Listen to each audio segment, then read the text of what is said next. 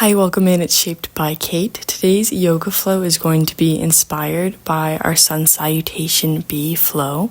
So just to get started, you're just going to have a yoga mat, no props unless you want to. I do cue in one block for a couple moves, but you really don't need it, especially since we're at home. Let's get started in our mountain pose at the top of our mat. And just to excuse this video, my other camera wasn't working, so I'll be cut off when I'm standing, but I'll cue you into it.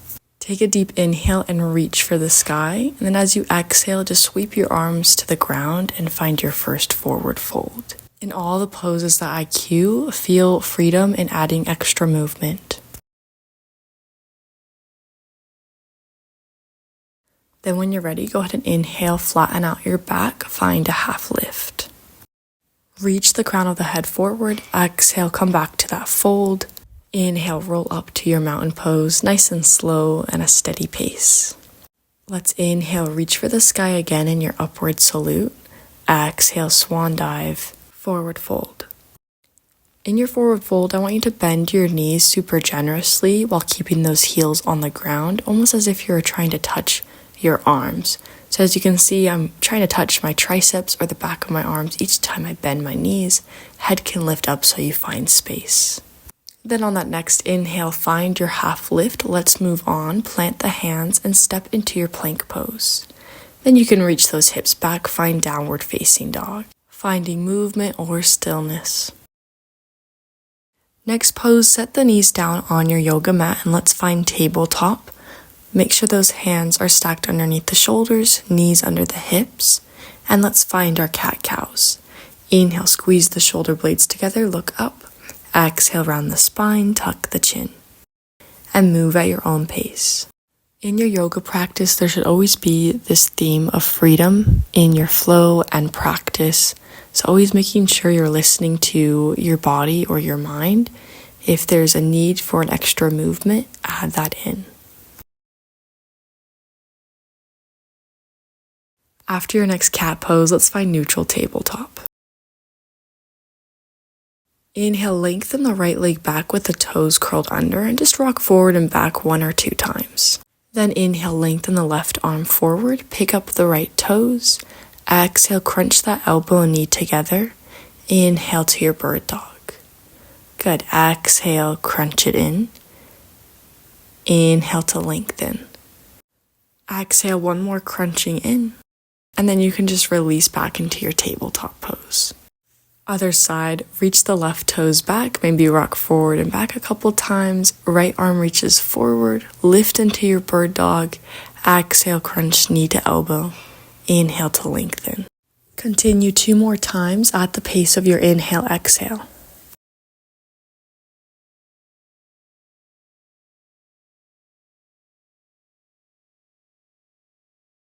Beautiful. If needed, go ahead and just reach the hips back. Find a quick child's pose to take weight away from the palms.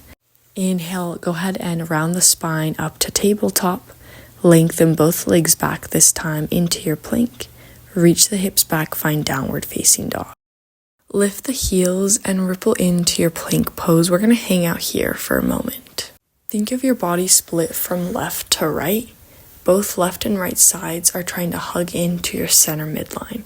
So the biceps are hugging in, the core is hugging in, and the inner thighs are hugging in. That's going to create this lift and make it feel a lot easier on your palms and wrists. Beautiful. With that full body engaged, next time you exhale, reach the hips back, find downward facing dog. Next inhale, lift the heels and tailbone and ripple the spine into your plank pose. Exhale, come back into down dog and do that again. Inhale, lift the heels and tailbone, ripple the spine into your plank pose. This time shift forward. Exhale, let's lower our body to the earth. Just resting the head and hands for a moment to take a break if that was a lot for your wrist or shoulders. Next pose, let's roll the shoulders back. Inhale, lift the gaze and slide the forearms forward into your Sphinx pose. Evenly press the forearms and the tops of the feet and legs into the earth, feeling that lift from your heart. This can be an intense heart opener, so if you need, you can exhale to lower, take a break for that spine. If not, stay there because that will be our next pose. After that little break, go ahead and inhale, lift back into that Sphinx pose. Maybe even level the chin with the earth. Beautiful. Go ahead and meet me in downward facing dog. You can lower the gaze, slide the palms back, and push the hips up. And from down dog, you're just going to lift the heels and hips and take small steps to the top of your mat, finding forward fold. Inhale, half lift. Exhale, fold back down. Inhale, roll up to standing, and let's find a quicker pace in the salutation. Sweep the arms to the sky, find upward salute. Exhale, sweep the arms to the earth, forward fold. Inhale, half lift. Exhale, plant the hands, step into your plank pose. Shift forward. Exhale, lower down through chaturanga. Flip to the tops of your feet. Inhale, find upward facing dog with the knees on or off the ground. Exhale, come back into downward facing dog.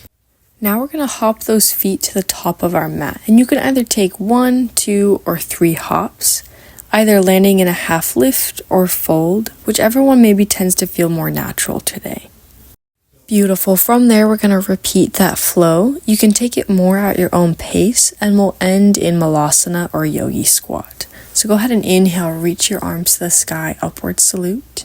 Exhale, swan dive, forward fold. Inhale, half lift. Exhale, plant the hands, so bend the knees in order to plant the hands. Step or hop into your plank. Shift forward. Exhale to lower. Inhale, upward facing dog. Exhale, downward facing dog. Take a breath of freedom here. As you can see, I'm pedaling out the knees just to open up my legs a little bit more. And then when you're ready, you can go ahead and take that single, double, or triple hop. Find half lift, widen out that stance. Toes out, heels in, and sit the hips down, find Malasana. Next, exhale, shift forward to lift the hips and find your forward fold. Here, let's open up the wrists, so you can flip the fingertips back towards the back of your mat for a moment, and then flip your back hands down, just doing a gentle wrist opener. Then when you're ready, you can inhale, find half lift, exhale to fold. And then let's come into that next salutation. Inhale, reach up to your upward salute. Exhale, bend the knees, sit the hips back, find your first chair pose. If that's too intense, bring your hands to heart center. Inhale to exhale, shift forward, find your forward fold. Inhale to half lift. And let's find that flow. Plant the hands, hop or step to plank. Shift forward, exhale through chaturanga. Inhale to upward facing dog. Exhale, downward facing dog. Inhale, right leg off the earth, find three-legged dog. Next, inhale to prepare. Exhale, bring that right knee towards the right elbow. It doesn't have to touch. Inhale, come back into three-legged dog with square hips. Exhale, right knee to right elbow. Inhale, three-legged dog. Exhale, this time a knee comes to your chest, so the center of your mat. Set the foot down, and if you feel like you stepped too wide, you can hike those left toes forward. Inhale, reach your arms to the sky, and we're just exhaling, landing in warrior two. So that left heel spirals down to the earth. Inhale to your reverse warrior, reach your right hand to the sky. Exhale, as you bring the right hand to the earth, we're going to shift our hips back, find triangle pose. From triangle, we're going to go into a flow. So set the left hand down, frame your right foot, bend the knees, sweep that right leg back into three-legged dog, set the toes down, shift into plank, and let's find that chaturanga. If you're tired of upward facing dog, you can also take a cobra, come back to downward facing dog. Other side, inhale, lift the left leg up to the sky, exhale, left knee to left elbow. Inhale, three-legged dog, square hips. Exhale, left knee to left elbow. Inhale, three-legged dog. 2 more times. Exhale, left knee towards the elbow. Inhale, three-legged dog. Exhale, left knee to the center of your chest. Set your foot down. Sweep your arms to the sky. Spiral down your right heel. Find warrior two. Inhale, reach the left arm to the sky, reverse warrior. Exhale, cartwheel that hand down, find triangle.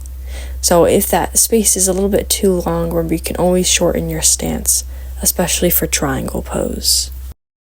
Alright, let's unwind, look to the earth, and frame that left foot by picking up your back heel, and then just sweeping that left leg up into your three-legged dog. Set the toes down into downward facing dog. This time when we hop to the top of our mat, we're going to hop wide. So again, you can take 1 to 2 hops, toes out, heels in, sit the hips back, find Malasana. And then for a crow prep, we're going to lift the hips, plant the hands, and sort of shift your weight to your palms, lengthen the legs, release your hands away from the earth, find your half lift, exhale to fold. Beautiful. Rest here for a moment before we move on.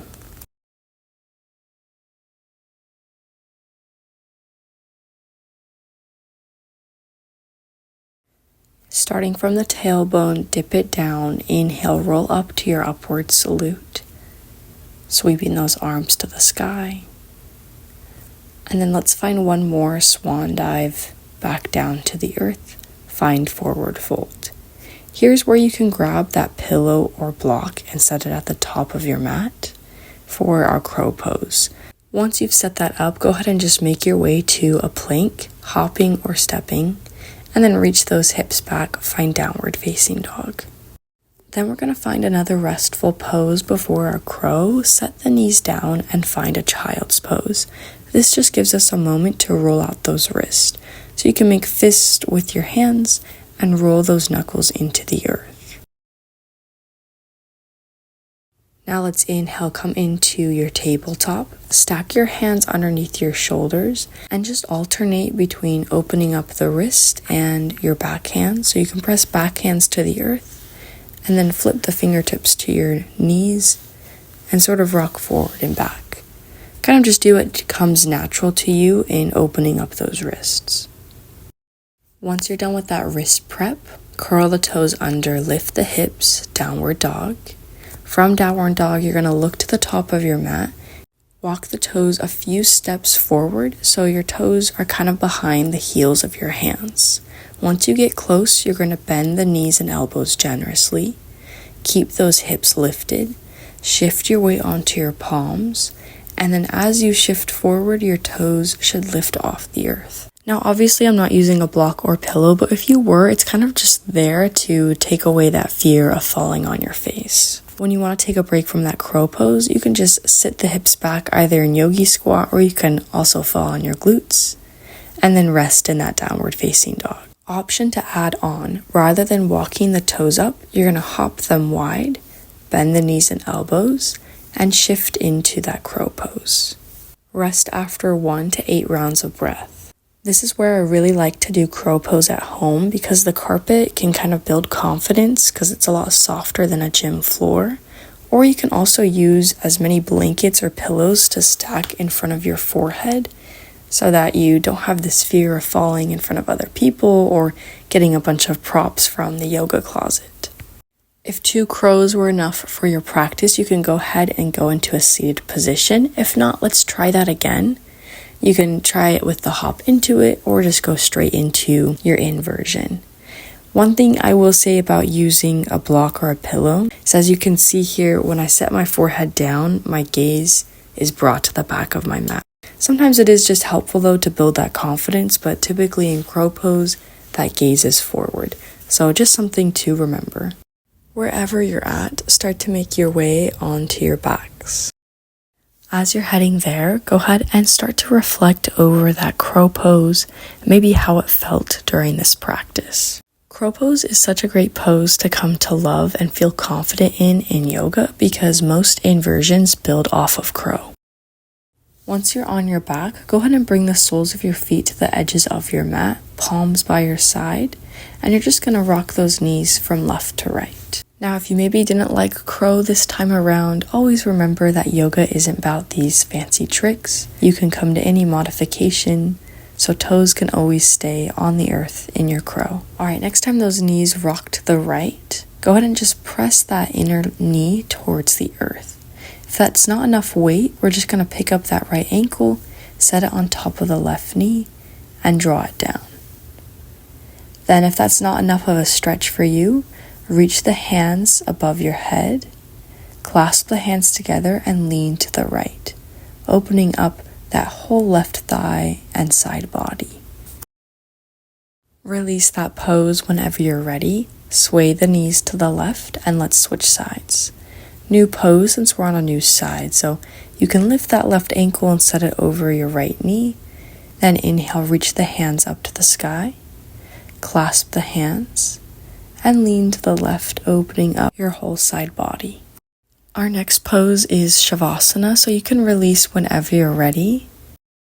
Heading to a pose fully on your backside body, lengthening the legs, rolling the shoulders away from the ears, opening up the palms to the sky, letting the toes feel heavy. With that stillness in mind, I leave you here in Savasana.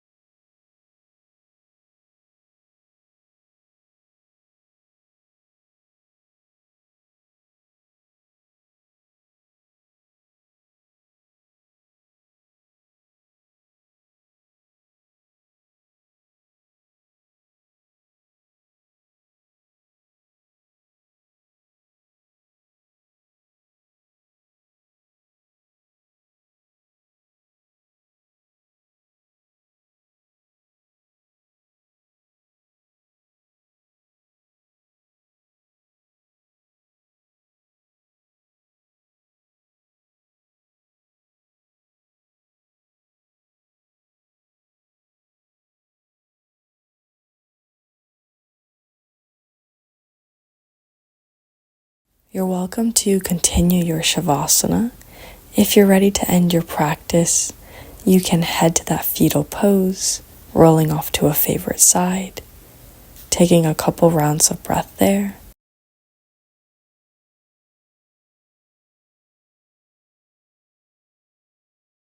Then gently come to a favorite seated position, bringing hands to heart center. Inhale to exhale, take that bow forward as respect to your practice. Namaste.